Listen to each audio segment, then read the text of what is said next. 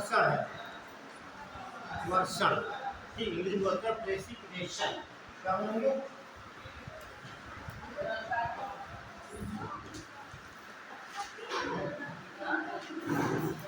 Precipitation. ये chapter बहुत important देखने में लग रहा होगा, बहुत वैसा चैप्टर है लेकिन बहुत इंपॉर्टेंट है, ठीक है। तो आप लोग शांति बनाइए और ध्यान से देखिए, समझिए, क्वेश्चन करिए यहाँ पर समझ में ना आया, ठीक है, आपका अधिकार है क्वेश्चन, ठीक है, और हम आपका सोल्यूशन भी देंगे। तो क्वेश्चन करो, ये संख्या कम दिख रही है यार,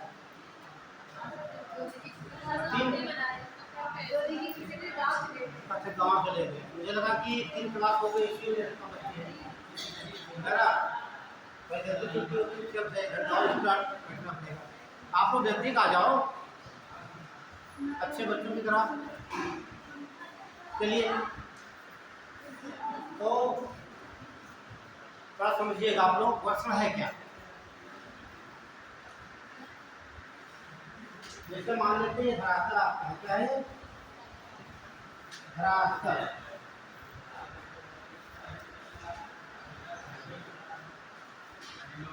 और धरातल से वायु उठने की ऊपर, अब किन कारणों से धरातल से वायु उठती है ये आपको जानना है। ये तो देखते हैं भूमध्य रेखा, ठीक, व्यापारिक टकराव से ऊपर उठती है, और दूसरी बात टेम्परेचर बढ़ेगा, क्या होगा, तापमान बढ़ेगा तो वायु कहाँ जाएगी, नीचे से ऊपर, ठीक। तो ये वायु होगी कैसी है, ये तो शुष्क होगी, प्लस इसमें आर्द्रता होगी, क्या होगी, शुष्क और आर्द्र। आर्द्र का मतलब होता है नमी, तो यहाँ पर वायु है उसमें नमी है, ठीक है, नहीं कैसे शुष्क है, तो शुष्क होती है, शक्ति आप देखते हैं गर्म हवा लगती है, तो क्या होती है, वो शुष्क होती है, लेकिन शुष्क तो है वायु, वायु शुष्क है और आर्द्र है, ठीक। तो जब ये ऊपर को उठेगी इस प्रकार से,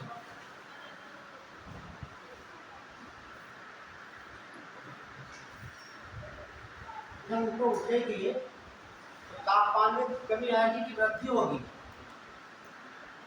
बताइए आप लोग। जब वायु प्रकाश से ऊपर उठेगी इसके ताप में वृद्धि होगी कि कमी आएगी, कमी आएगी, ये ध्यान रखना। तो तापमान में क्या होगी, तापमान में कमी आएगी, तो कमी का मतलब क्या हो गया, कमी का मतलब हो गया आर्द्रता बढ़ेगी, है ना। तापमान में कमी कब आएगी, तब हमारी वायु में आर्द्रता बढ़ेगी, तो जलवाष्प की मात्रा बढ़ेगी, तभी ताप क्या होगा, तो समझते करना पूरी बात। सतह पर वायु शुष्क है, अब आर्द्र है, जब ये वायु पृथ्वी सतह पर ऊपर उठती है तो तापमान में कमी आती है, कमी कब आती है, आवाज नहीं आने वाली, सही नहीं, और हाँ देखिए, जब वायु ऊपर उठती है क्योंकि आप जानते हैं यहाँ थोड़ा ज्यादा है, जैसे ऊपर जाएंगे वायु का दाब कम, हाँ वायु दाब कम की वजह से वायु ऊपर जाती है।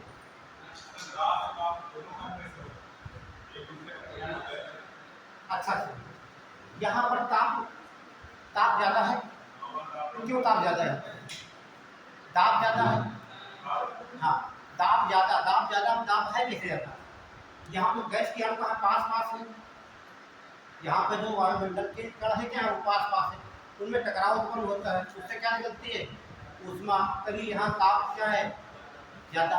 लेकिन जैसे हम ऊपर जाएंगे, ठीक, जैसे हम सतह से ऊपर जाएंगे तो ये हमारे वायु के अणु हैं तो क्या पास रहेंगे, ये दूर फैल जाएंगे, दूर कहाँ होंगे, जब फैल जाएंगे इनमें टकराव कम होगा, तो टकराव कम होगा तो यह तापमान क्या होगा, ऑटोमेटिक कम हो जाएगा, समझना। ताप कैसे कम होगा,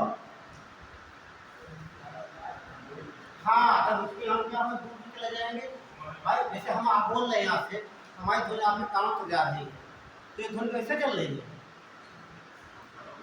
कणों के द्वारा कण एक दूसरे में टकराते हैं, इससे क्या होता है, ऊष्मा उत्पन्न होती है। ये सवाल कई बार पूछा गया एग्जाम में, जो ध्वनि तरंगे होती क्या ऊष्मी होती है? होती ऊष्मी, है ना। हम बोल रहे आप सुन रहे हो तो ध्वनि आपके कान तक पहुंच रही है, कैसी है ये ध्वनि? जैसे आ रही है तरंग के रूप में जा रही है, ये तरंग के रूप में। जैसे कोई एक यहाँ पर है, दूसरा यहाँ पर है, ये वायु है, तो हम बोले ये ऊर्जा को ट्रांसफर यहाँ किया, इस प्रकार से यहाँ कई प्रकार ऊर्जा ट्रांसफर होते होते आपके कान तक पहुँच जाती है, जो हम आपस में टकराते हैं। ठीक, जैसे आप ऐसे करते हो आपस में, तो देखिए आपकी जो हथेली गर्म हो जाती है। क्यों? जो अण जो है आपस में टकराते हैं। जो पत्थर को टकराइए, आग की खोज कैसे हुई? इसी प्रकार से, जो पत्थरों को रगड़ने से।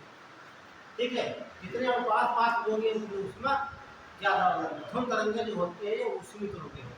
ये सवाल फिर से कई बार। ठीक, ये बात क्लियर हो गई?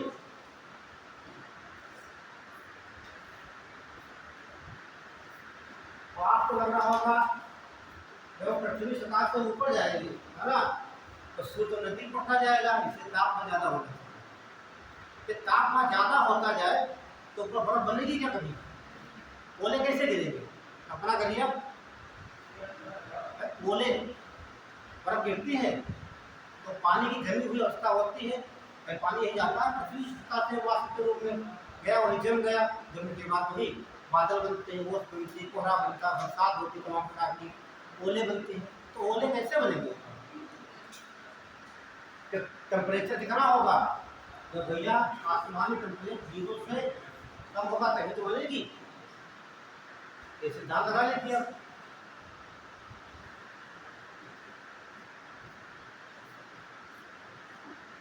तो तापमान में कमी आएगी, जैसे जैसे ऊपर हम जाते हैं तापमान में कमी आती है। पहले तापमान कम कब होगा?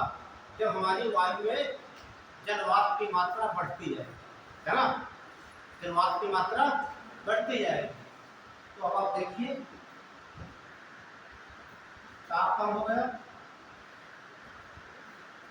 ध्यान से सुनिएगा, बाद में बनाने की मौका दिया जाए। ये वायु उठ रही है, ठीक है। अब यहाँ क्या होगा? अब यहाँ देखिए पॉइंट सुना होगा ओसान। ओसान वो पॉइंट होता है जो हमारी जो वायु होती है ये जलवाष्प को ग्रहण करने लगती है, ऐसी अवस्था बन जाती है। उसके बाद हमारी वायु जल को ग्रहण नहीं कर सकती है। पहले का मतलब जैसे आप पानी लेते हो, पानी में चीनी डालते हैं, जब आप घोलते हैं, एक अवस्था ऐसी आ जाएगी जब चीनी पानी में नहीं घुलेगी, उसे क्या बोलते हैं? संतृप्त सैचुरेटेड सॉल्यूशन कहा जाता है ना, संतृप्त अवस्था कहलाती है। तो यहाँ पर होता है क्या, दाब इतना कम हो जाता है इस अवस्था पर। वायु कैसी हो गई? वायु सैचुरेटेड हो जाती है।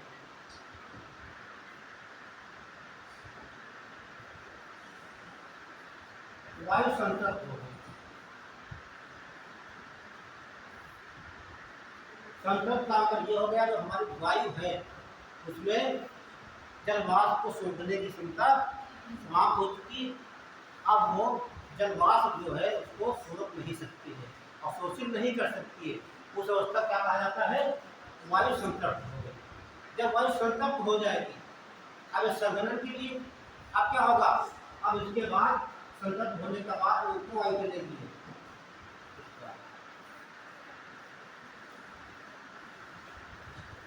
अब यहाँ क्रिया होती है संघनन की। कौन सी क्रिया? संघनन। अब होगा संघनन।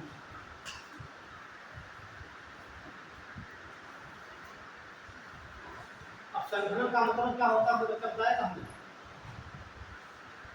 बताया थे संघनन क्या होता है।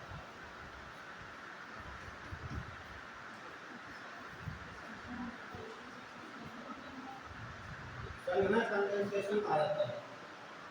संघनन का मतलब ये होता है जो हमारी जो ये ओसान पॉइंट हो जाएगा, क्या हो जाएगा? ओसान। अब वो बनने के लिए तैयार हो गई हमारी वायु। वायु में अब बाहर से आर्द्रता नहीं आ सकती, उससे बोलेंगे वायु संतृप्त या ओसान कहा जाता है। ठीक है, यहाँ पर ये होता है रिलेटिव रिलेटिव ह्यूमिडिटी जो होती है 100% हो जाती है। ध्यान रखना है, तो क्या आर्द्रता कितनी हो जाती है? 100%। इसको तो कहा जाता है पोषण। संघनन का मतलब होता है, अभी सवाल आप बताते हैं किसी को पूछता है, अभी बनाइएगा, अभी बहुत बाकी इसमें है।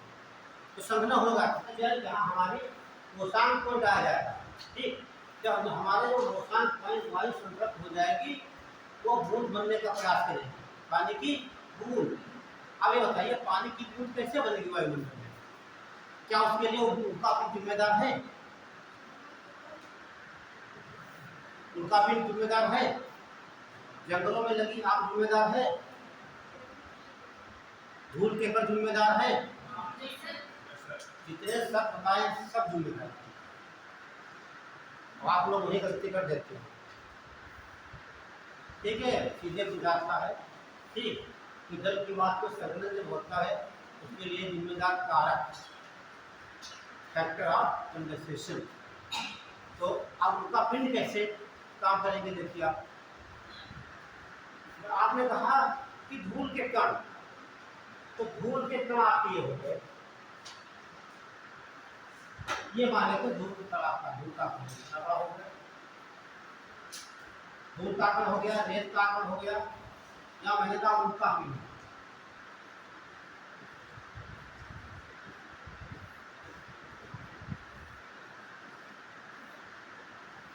यही सवाल में कुछ उठा कर रख देता है, सब बच्चे गलत कर देते हैं, तो समझ नहीं पाते हैं, ठीक है। बरसात में, ओला पड़ने में, ओस पड़ने में उनका पिंड काम है। यदि वायुमंडल में धूल के कण, रेत के कण, ठीक है, राख और उनका पिंड नहीं होंगे तो क्या हमारा ये संघनन होगा? संघनन नहीं होगा तो बादल नहीं बनेंगे, बादल नहीं बनेंगे तो बरसात नहीं होगी। देखिए ये आपकी अर्थ हो गई, ध्यान समझा हमारे बात, ये हमारी अर्थ हो गई, ये अर्थ का वायुमंडल हो गया। क्या हो गया?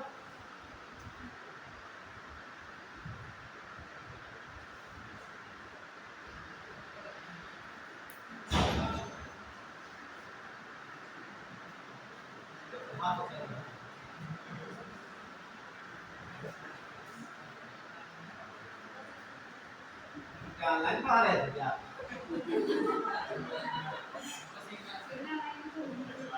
कहाँ से होगा?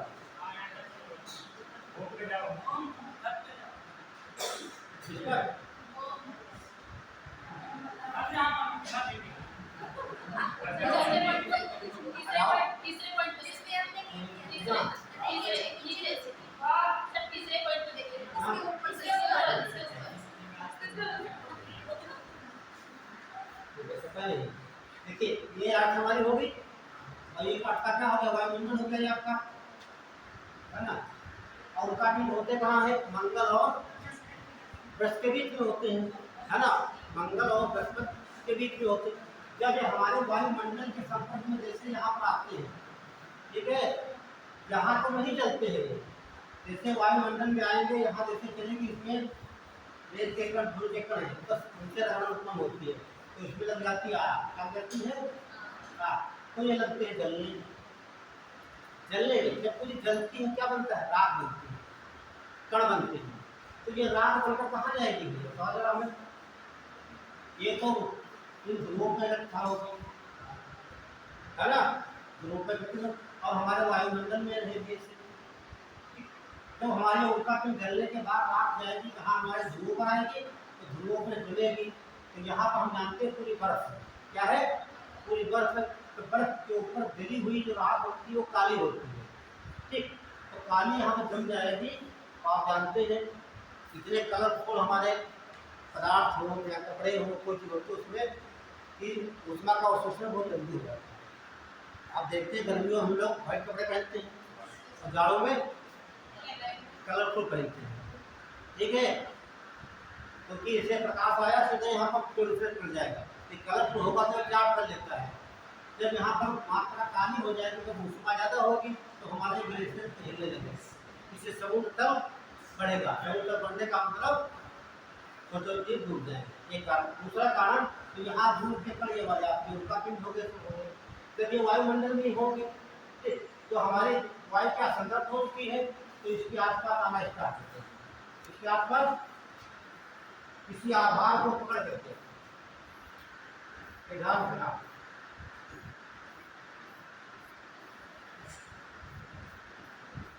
धूल के कण है, धूल के हो, रेत के हो, कोई भी कण हो।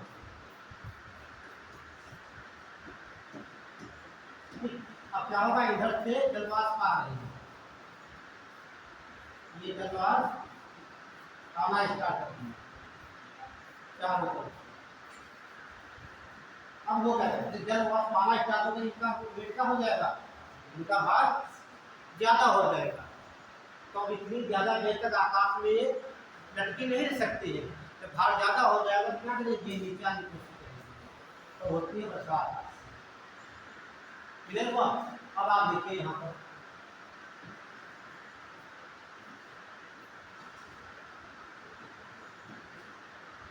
अब आपका संघनन हो गया।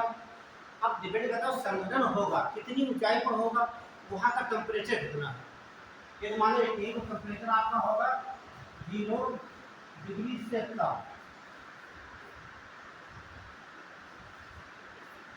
कम होगा कि ज्यादा नहीं होगा, कम होगा। जब टेम्परेचर 0 डिग्री से कम होगा, इसे हिमांक कहेंगे, क्या कहेंगे, हिमांक।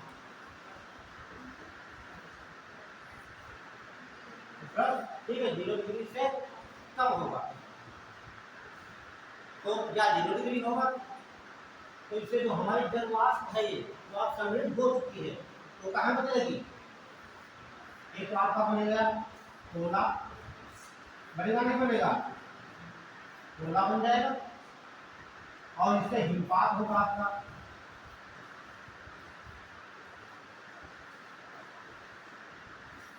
ठीक, ऐसे ओलावृष्टि होगी,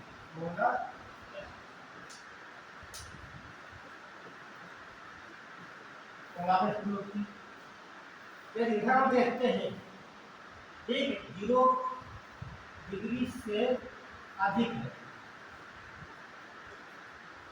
अधिक का मतलब हमारी जो जलवाष्प है बूंद के रूप में है और ये बर्फ नहीं बन चुकी है, तो उससे क्या बनेगा, आपका ओस बनेगी, बनेगी नहीं बनेगी, ओस बनेगा और कोहरा आपका बनेगा,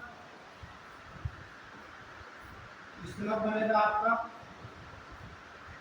धुंध बनेगी। जब ये सब हमारे वायुमंडल में बन जाएंगे आकाश में, ठीक, और आप देख रहे हैं ये ठोस के रूप में होंगे और यहाँ वर्षा भी कराएंगे,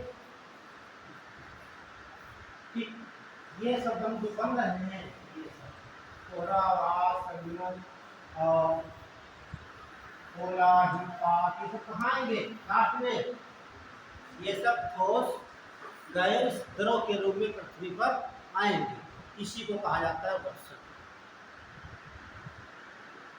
मेंस में बहुत बढ़िया सवाल यहाँ से पूछा जाता है, ठीक है, तो समझ जाओगे तो मेंस में कोई कठिन नहीं लगेगा आपको। जब कोई क्वेश्चन बन रहा हो तो आप लोग पूछिए।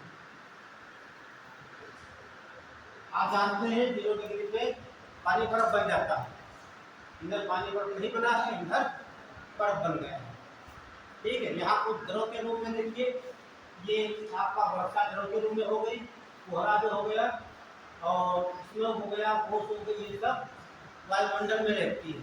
इसके कण इतने छोटे होते हैं कि पृथ्वी अपने को खींच नहीं पाती है, इसीलिए तैरते रहते वायुमंडल में, इसलिए ये गैस बना। वर्षा भी बहुत बड़ी होती है, गुरुत्वाकर्षण के द्वारा पृथ्वी खींच लेती है तो पृथ्वी बह जाती है, उससे कहीं का भी आकार बड़ा होता है तो पृथ्वी बना जाती है। ठीक, बना लीजिए, कोई क्वेश्चन बनता हो आप लोग।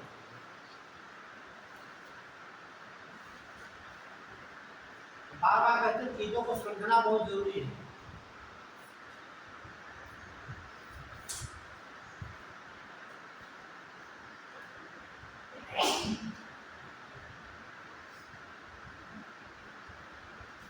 समझ नहीं पाओगे तो आपको बहुत महीने बता रहे हैं, रखना तो बहुत कठिन हो जाएगा।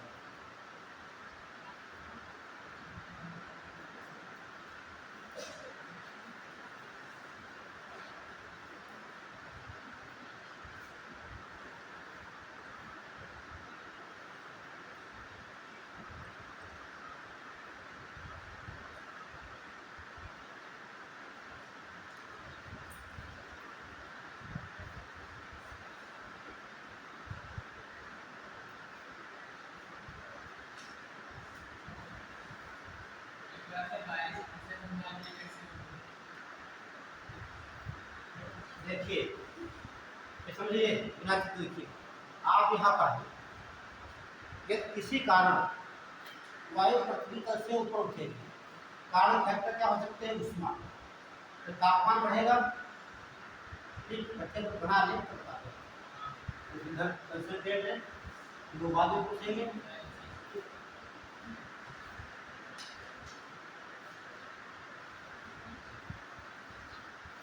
दोहरा बोल, आप इसको यहाँ से जब मैं कहता हूँ थोड़ा रुक जाइए, बाद में बनाना रहेगा, है ना? तो ये आपको अंदाजा नहीं है कहाँ दिखेगा, है ना?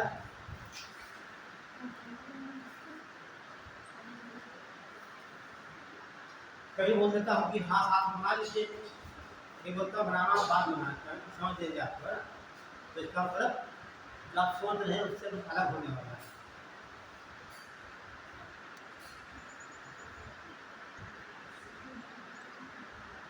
ऐसा बना के दिखा दूँ तो बहुत अच्छी बात हो जाएगी, मुझे इसको फ्री में भी तो कुछ आपका कर दूँगा, ठीक?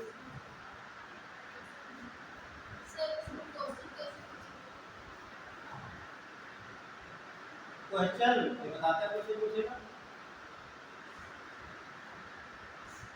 यहाँ से बहुत से क्वेश्चन मिलेंगे आपको, ठीक? पढ़ लीजिए, बना के बता देंगे, बताने की आवश्यकता हमें नहीं पड़ेगी, आप उसको जान दो ये कुछ कैसे हो गया।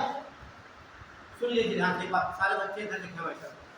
जब वायु पृथ्वी से गर्म होकर ऊपर जाएगी, ठीक, तो इसका आयतन क्या होता है? बढ़ जाएगा, अणुओं की जगह दूर हो जाएगी, दूर तो हो जाएगी, तो क्या होगी ये? इसमें ऊष्मा जो है, कहने का तापमान की मात्रा कम है, जैसे ऊपर जाएंगे वायुमंडल खत्म हो जाता है, ठीक, वहाँ पर तापमान इसका कम हो जाता है। तापमान कम होने का मतलब क्या है? इसमें आर्द्रता बढ़ती है, आर्द्रता इतनी बढ़ जाती है कि हमारी जो वायु है उसमें जल के सोखने की स्थिति अब नहीं रहती। अब कहने का मतलब हमारी वायु संकट हो चुकी है, अब जो जलवाष्प है वायुमंडल में उसको अवशोषित नहीं करता, ठीक है?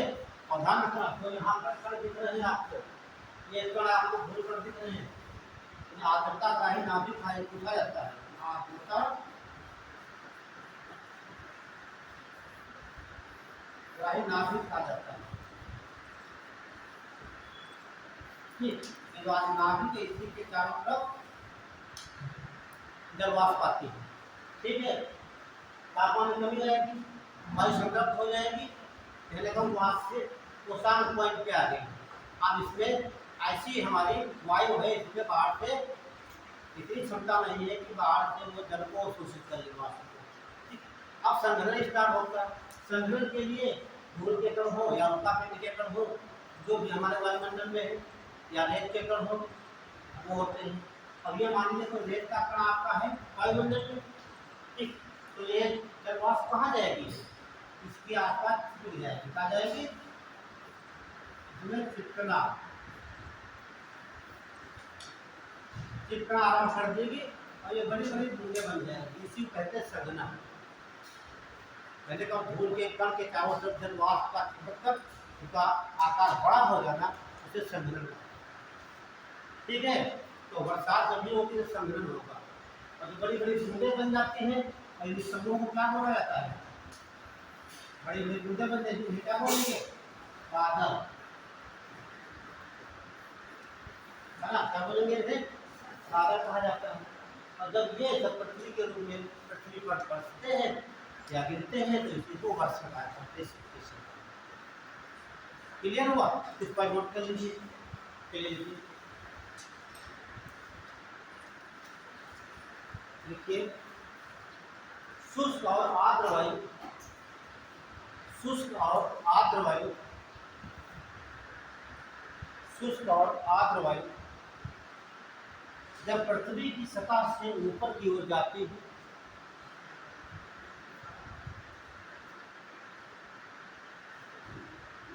ऊपर की ओर जाती है तो उसके तापमान में कमी आती जाती है, तो उसके तापमान में कमी आती जाती है।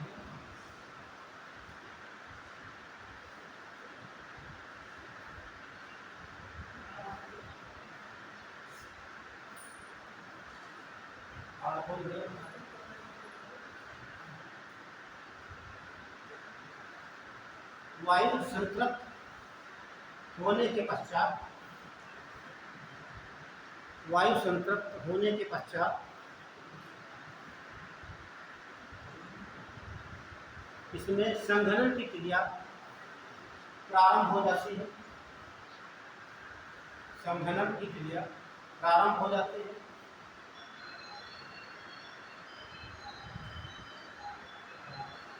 संघनन की क्रिया प्रारंभ हो जाती है।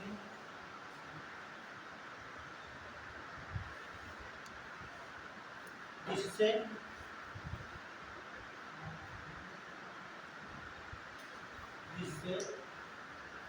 कोष कोहरा धुंध स्मर हिमपात पाला हिमपात पाला ओलावृष्टि आदि का निर्माण हो जाता है। आदि का निर्माण हो जाता है।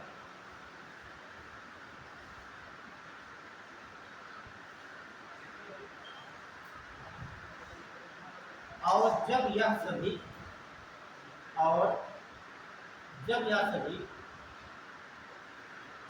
किसी न किसी रूप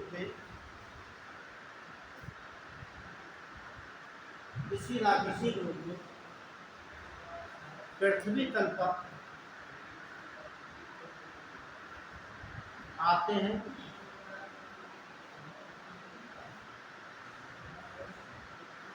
तब इसे वर्षण कहा जाता है।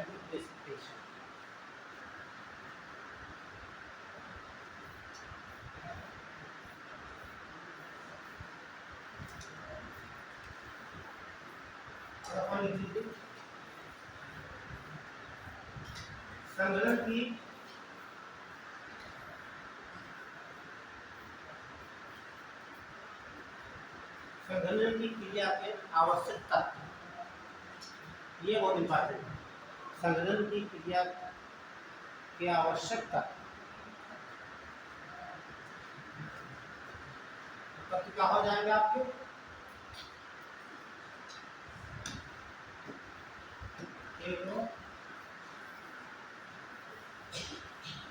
भूतकण हो जाएंगे आपके,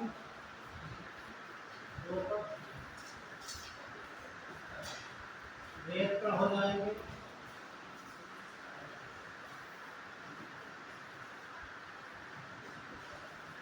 सूक्ष्म जीव के ध्यान रखना लिखा गया, सूक्ष्म जीव पर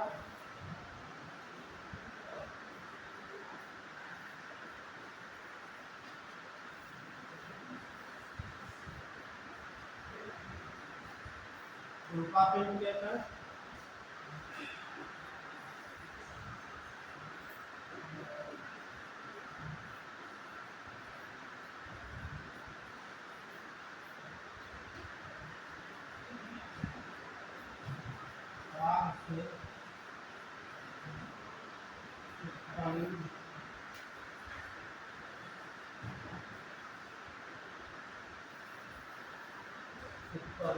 घुमा सकता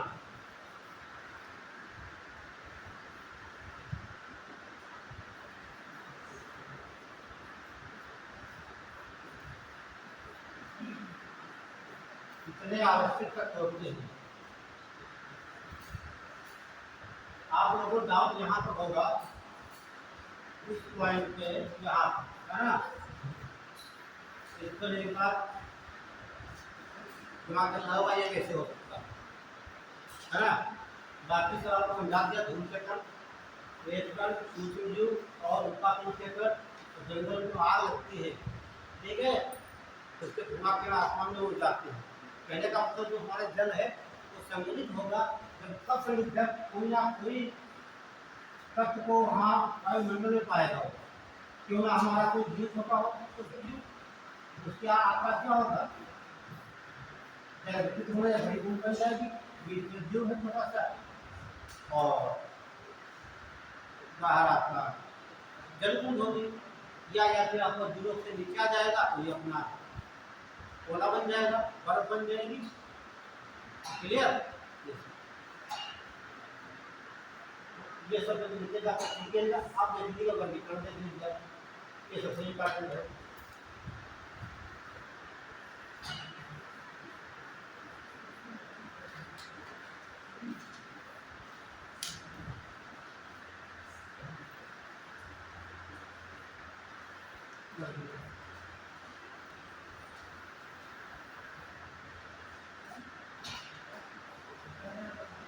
तो आपने देखा तो वर्षण हो रहा है, कितने भी हो रहा है, ये तो ऐसी अवस्था में,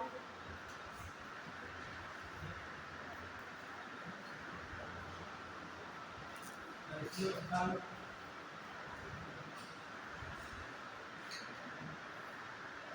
दूसरा आपका हो रहा है जो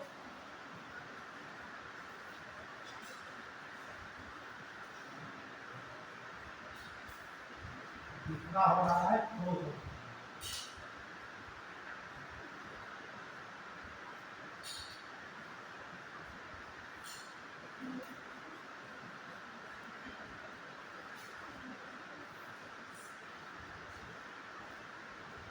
अब डिपेंड करता है तीन अवस्थाएं जो बनेगी, ये डिपेंड होगी संघनन पे, जो है कि कंडेंसेशन की क्रिया कितनी तेज हो रही है कि धीमी हो रही है।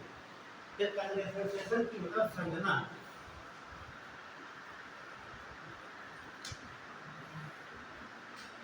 की क्रिया धीमी, ठीक है, ये संघनन क्रिया धीमी है तो वैसी अवस्था के तत्व बनेंगे, और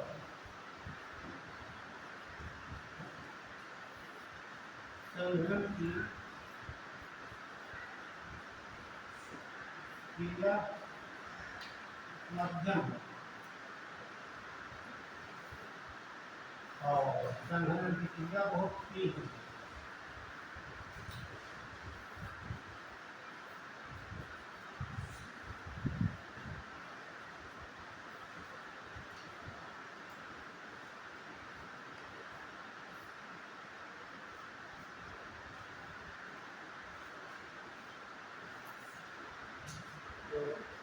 ये क्रिया होगी या संघनन क्रिया बहुत धीमे होगी, या बहुत मध्यम होगी, या बहुत तीव्र होगी। आप देखिए क्या क्या बनेगा, ये क्रिया धीमी हो रही है तो कोष का निर्माण होगा, क्या होगा, कोष का निर्माण होगा, और आपका स्लम बनेगा, कोहरा बनेगा, और धुंध बनती है। अब कल्पना करिए दिसंबर का महीना चल रहा है, आप बाइक से जा रहे हैं, या पैदल जा रहे हैं, या साइकिल से जा रहे हैं, आपको अंधेरा सा दिखाई देता है, व्हाइट कलर का कोहरा है ना। तो कोहरा क्या है, एक व्हाइट जल वाष्प तो है, जल की बूंदें होती है, तो कहाँ तैर रही है, आकाश में। जो आकाश में तैरेगा वही तो हमारी कैसी अवस्था है, कोहरा कहाँ दिखाई देता है, आप जानना चाहते हैं, आप चलते देखिए कपड़े के ऊपर सारा पूरा पानी में भीग जाता है, ठीक, इसमें थोड़ा बता देंगे आपको। द्रव अवस्था क्या गिरेगा ऊपर से, इससे कहते हैं वर्षा, इसी बोलते हैं रेनफॉल।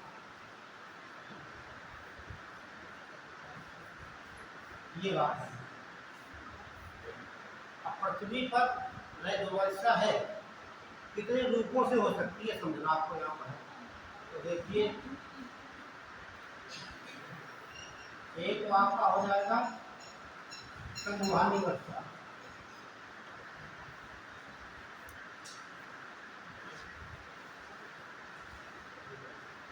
अब आपको समझ में आया होगा हम क्या पढ़ाना चाहते हैं, है ना।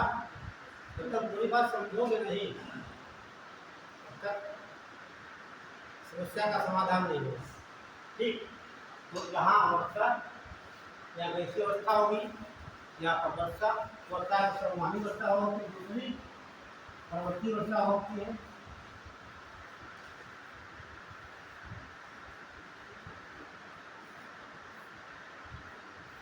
चक्रवाती वर्षा होती है।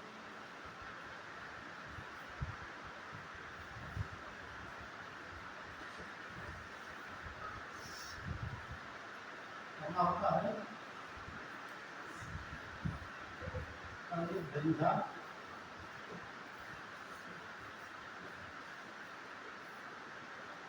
और पर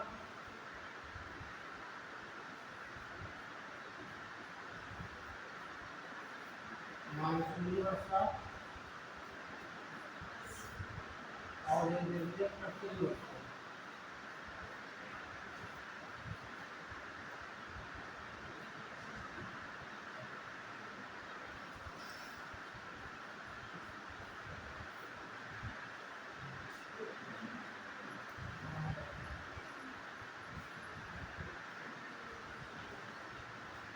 वर्षा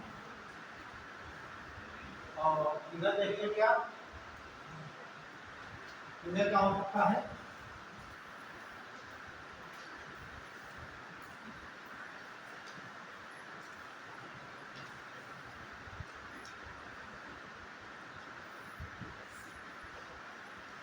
हिमपात।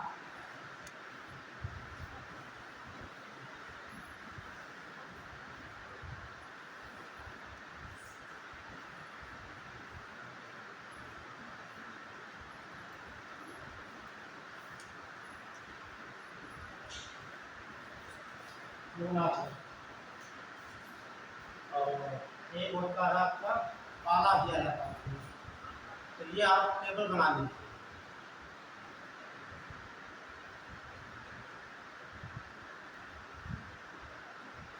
ये गेम पढ़ लेंगे जो इसमें गणित झंझा वो झंझट नहीं है, है ना, झंझट अलग चीज होती है। हाँ ये झंझा है।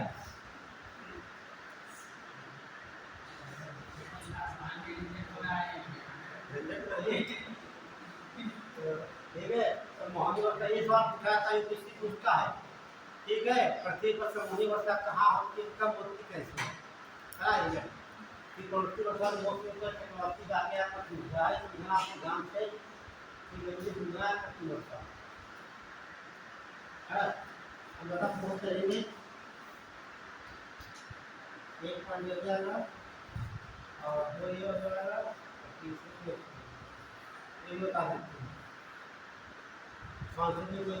ठीक है, चलिए और यहाँ फोन कर लेंगे इसमें, तो पहले इसमें भी देख लेते हैं, है ना, डाल लीजिए इसमें, ऐसा बन गया, पहले इसमें देख लेते हैं।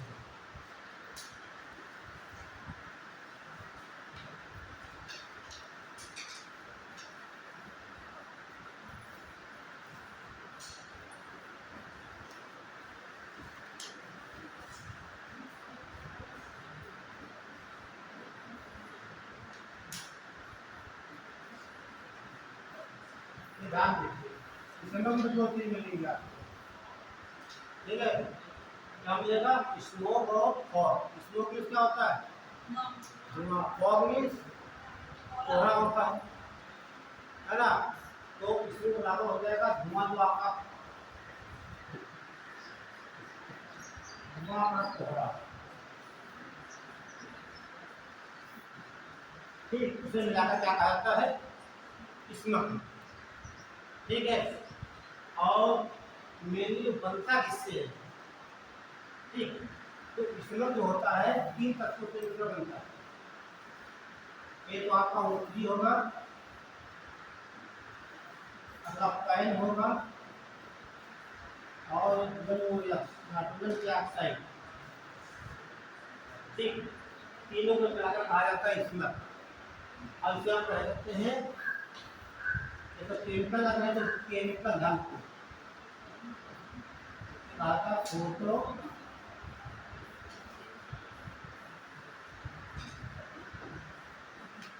तेल का मिश्रण। ये सवाल कई बार एग्जाम में पूछा गया है। क्या? हाँ, ये सब बताएंगे हम। ठीक है, तो अब देखिए कैसे बनेगा। ठीक है, ये समझ लीजिए दोनों कलकर एक मिश्रण होता है। O3 को ओजोन कहा जाता है। पैन एक के बाद पैन होता है परमाणु अकाउंट नंबर, है ना, वो तो होगा नहीं, वो तो आपके पॉकेट में रहता है, तो ये कुछ और ही पैन होगा। चलिए, और नाइट्रोजन के ऑक्साइड तमाम प्रकार के होते हैं, इसलिए ये NOx लिखा रहता है। तो एक कच्चा कर लेते देख लीजिए आप, मैं तो नोट कर लिया आप लोगों ने। सवाल सीधे पूछा यूपीएससी में, इसमें कौन सा केमिकल इसमें है कि नहीं है। बाकी और भी होते हैं, पीवीएन, ठीक है, ज़्यादा पढ़ेंगे कंफ्यूजन में आप यहाँ देख लेते हैं इसके बारे में। देखो वायुमंडल में जो आपकी ऑक्सीजन होती है क्या है, ऑक्सीजन, इसे मिलती है नवजात ऑक्सीजन। ये ऑक्सीजन जो होता है तो बनता है O3, इसे कहा जाता है ओजोन।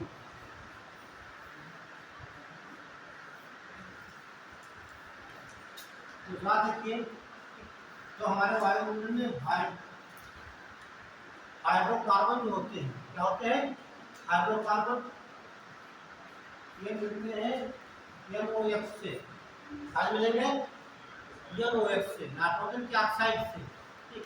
और आते कहाँ से, जितने हमारे जेट हैं, वहाँ धुआं निकलता सबसे ज़्यादा मात्रा में नाइट्रोजन के ऑक्साइड ही होते हैं वहाँ। और कुछ चीज़ें ये वायुमंडल में हो रही, तो यहाँ पर सनरेज भी होगा, क्या होगा, सनरेज, सूर्य का प्रकाश, उसी कारण बन जाता है यहाँ पैन, इसे कहा जाता है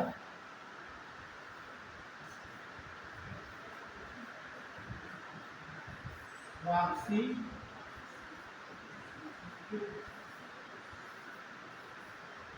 नाइट्रेट।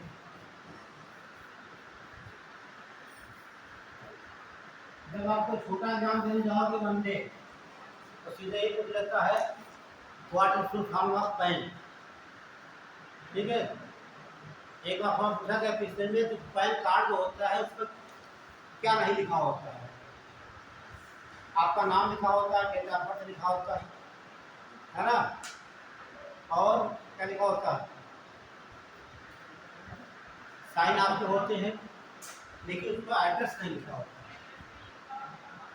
हाँ, यही पूछा गया था पीछे से, उस पर क्या नहीं होता है, तो एड्रेस नहीं होता, लेकिन वो पैन होता परमानेंट अकाउंट नंबर वाला होता है। ये कौन सा पैन है, पेरोक्सी एसिटिल, कैसे मिलेंगे, पेरोक्सी एसिटिल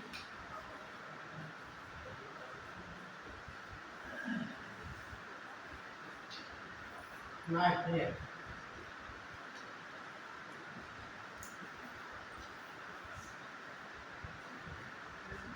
ठीक है,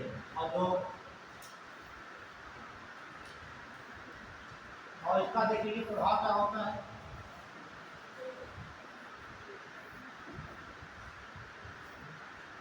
वायुमंडल बनेगा, ठीक, तो पेड़ पौधे उनके ऊपर दिखता है, उसका क्लोरोप्लास्ट नष्ट कर देता है। ठीक है, क्या करेगा, क्लोरोप्लास्ट नष्ट हो जाएगा, तो उसमें प्रकाश संश्लेषण क्रिया नहीं हो पाती, इसलिए पेड़ पौधे सूख जाते हैं और हमें ऑक्सीजन भी नहीं मिलेगी, सूख जाएंगे। इसलिए क्या कहा जाता है, डेथ ऑफ फॉरेस्ट, ध्यान रखना, डेथ ऑफ फॉरेस्ट।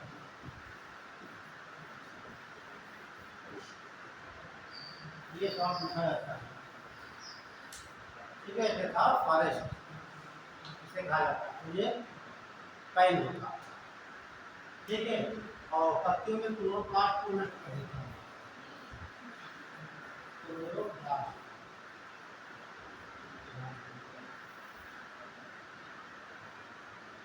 तो ये सब बता देंगे हम और आगे बढ़ते हैं। ठीक है, ये सारे सवाल पूछे गए। तो डाल लीजिए वर्षा, रेनफॉल, रेनफॉल।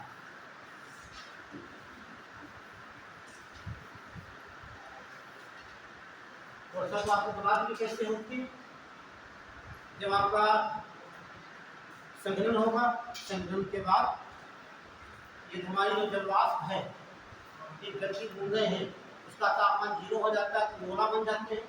0 से कम रहता है, 0 नहीं हो पाता है तो वो बूंदे गिरती है तो शुरू होता है और बादल बनने के बरसात शुरू। ये कई प्रकार की होती है। डालिए संघनीय वर्षा।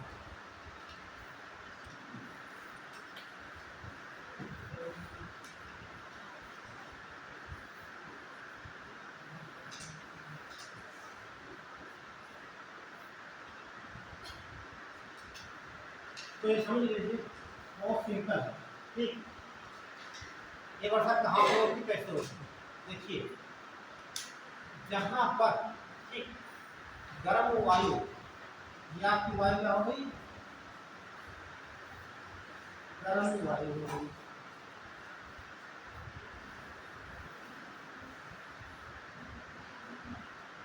ये ऊपर उठेगी, कहाँ उठेगी, इसमें क्या होगा, संघनन होगा, होगा नहीं होगा। जब इसमें संघनन होगा यहाँ ठीक, संघनन का मतलब जो जलवाष्प की बूंदें हैं उसका आकार बड़ा हो जाएगा। बड़ा होने के बाद क्या बन जाएंगे, यही पर आपके बन जाएंगे बादल। बादल ये बन गए, बादल बन जाएंगे ठीक। बरसात कहाँ होगी, उन्हीं इलाकों में जहाँ पर बादल बनेंगे बरसात वहीं पर होगी, बरसात वहीं पर होगी। जब जहाँ बरसात होती है सब वहीं वर्षा होगी। तो उत्तर प्रदेश में बरसात होती है सब वहीं वर्षा होगी। मेरी बातों को आप ध्यान से सुन नहीं रहे हो। मैंने क्या बताया, वायु गर्म होगी, गर्म होकर ऊपर उठेगी, संघनित होगी। देखिए यहाँ मैंने सीधे संघनित लिया है, कोसान कोण आपको सब बता चुके हैं ठीक। संघनित होने के बाद धूल के कण मिलेंगे, वहाँ चढ़ जाएगी, बड़े हो जाएंगे तो बादल बनेंगे। कहने का मतलब आकाश में छोटी छोटी बूंदों के समूह को बादल कहेंगे ठीक। जहाँ पर उठेंगे वहीं पर बरसात होगी। तो क्या उत्तर प्रदेश में बरसात हो रही है, तो सम्मान की वर्षा हो रही है। क्या उत्तर प्रदेश में बादल बनते हैं, बनते नहीं है। जैसे हम जाते हैं रेस्टोरेंट में, खाना पकाते नहीं है, खाना पकाया मिलता है।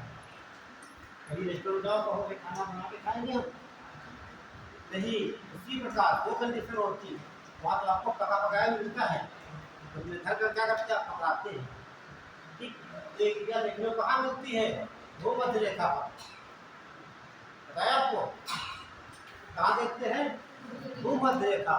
कई बार पूछा गया एग्जाम, इससे में आइए बताया है कि भूमध्य रेखीय देशों में जो भूमध्य रेखा पर स्थित है 13 देश मैंने आपको बताए हैं ठीक।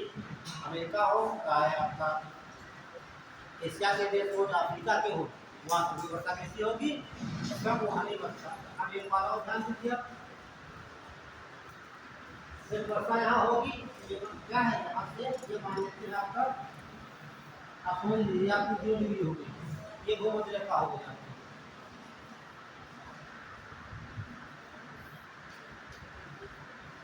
क्या हो गई, भूमध्य रेखा हो गई ठीक। बादल बने, ये बरसात हो गई।